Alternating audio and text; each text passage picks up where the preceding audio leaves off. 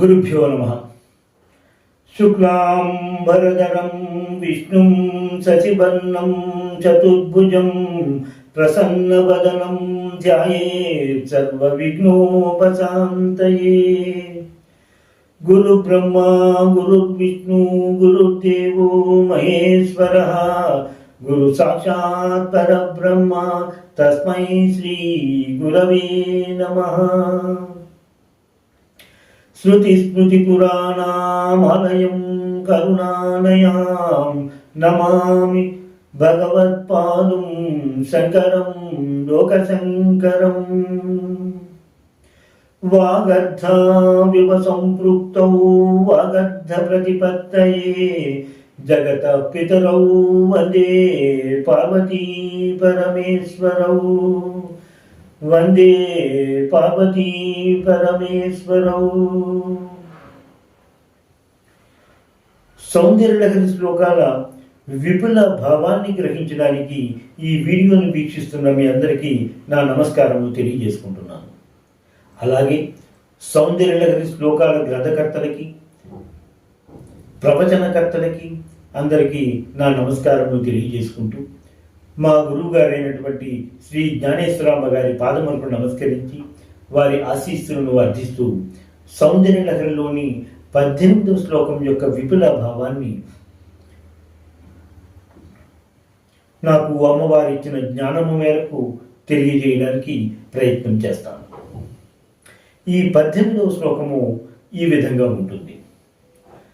తను ఛాయా విస్తే తరుణతరణి శ్రీ శరణీభిః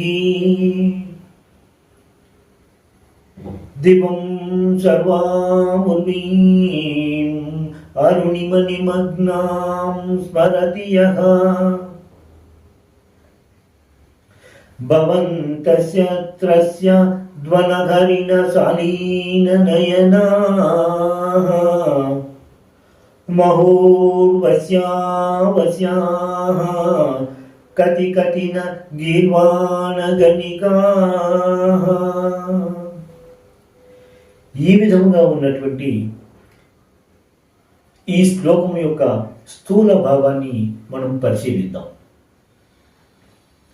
అమ్మా, ఉదయ భానుని లేత అరుణ కిరణములతో కూడినటువంటి నిన్ను, ఆ అరుణ కిరణముల తేజస్సు సమస్త భూమి ఆకాశము నిండి ఉన్నట్టుగా ఏ సాధకుడైతే భావిస్తాడో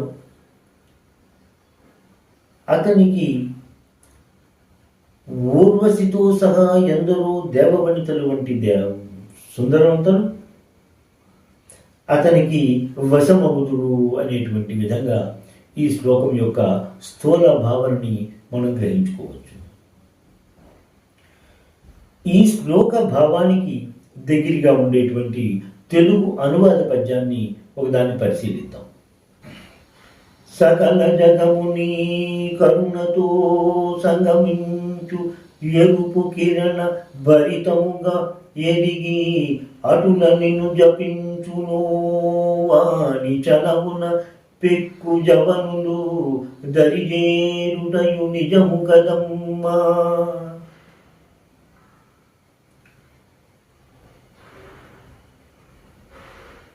క్రిందటి 3 శ్లోకాలలోనూ సారస్వత ఫలమునిచ్చేటువంటి జగదంబ మంత్రము యొక్క ప్రథమ ఖండము గురించి, సాత్విక సాధన గురించి తెలియజేసి ఈ శ్లోకంలో 2వ ఖండము యొక్క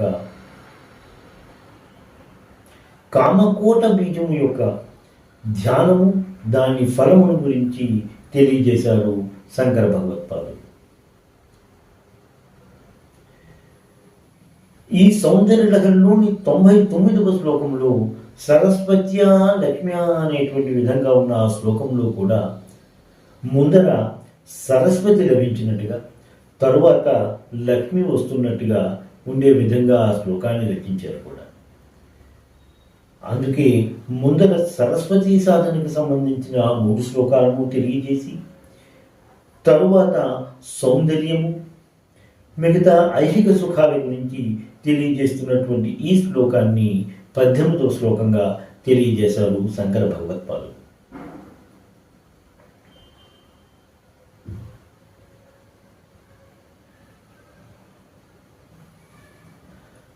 తను ఛాయాభిస్తే అంటూ తను ఛాయాభిహి తే లేక తే తను ఛాయాభిహి, నీ యొక్క శరీరము యొక్క కాంతి ఎలా ఉంటుందట అంటే తరుణ తరణి శ్రీ సరణీభిహి, ఉదయవాణి కాంతుల యొక్క మార్గంలో ఉన్నటువంటివి, అంటే కాంతులలాగా ఉన్నటువంటివి అంటే ఏంటి? ఎర్రని కాంతులతో ఉన్నటువంటి నీ యొక్క స్వరూపాన్ని దివం సర్వాముని, భూమి, సమస్త భూమి ఆకాశము కూడా అరుణిమ నిమగ్నాం స్మరతి యః, అరుణిమ నిమగ్నాం, ఎర్రటి సముద్రముతో మునిగి ఉన్నట్టుగా, ఎర్రగా ఉండి అందులో మునిగి ఉన్నట్టుగా, యః స్మరతి, ఎవడైతే స్మరిస్తూ ఉంటాడో, ఏ సాధకుడైతే ఆ విధంగా నిన్ను ధ్యానిస్తూ ఉంటాడో, అస్య, ఆ సాధకునికి త్రస్యద్వనహరిణా, త్రస్యత్ ద్వనహరిణా, త్రస్యత్ అంటే భయముతో కూడినటువంటి, బెంకుతనముతో కూడినటువంటి, వనహరిణ అడవిలో ఉన్నటువంటి లేళ్ల యొక్క శాలీన నయన, సిగ్గుతో కూడినటువంటి కనులు కలిగినటువంటి అటువంటి సహోర్వస్యా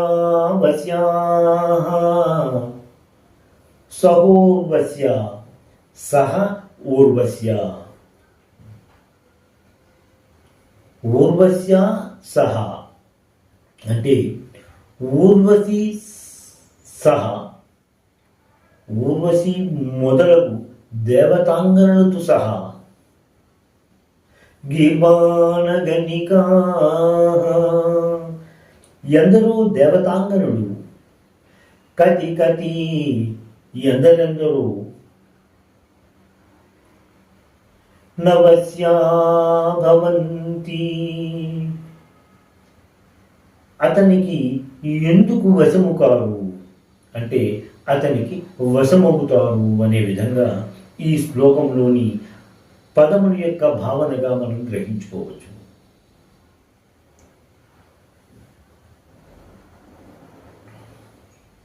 శంభువచనము అనే గ్రంథంలో యావకాబ్దౌ నిమగ్నాం యో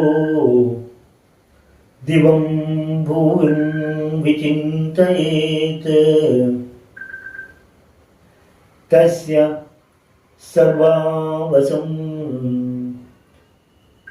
యాతాః త్రైలోక్య వనితా భద్రుతం.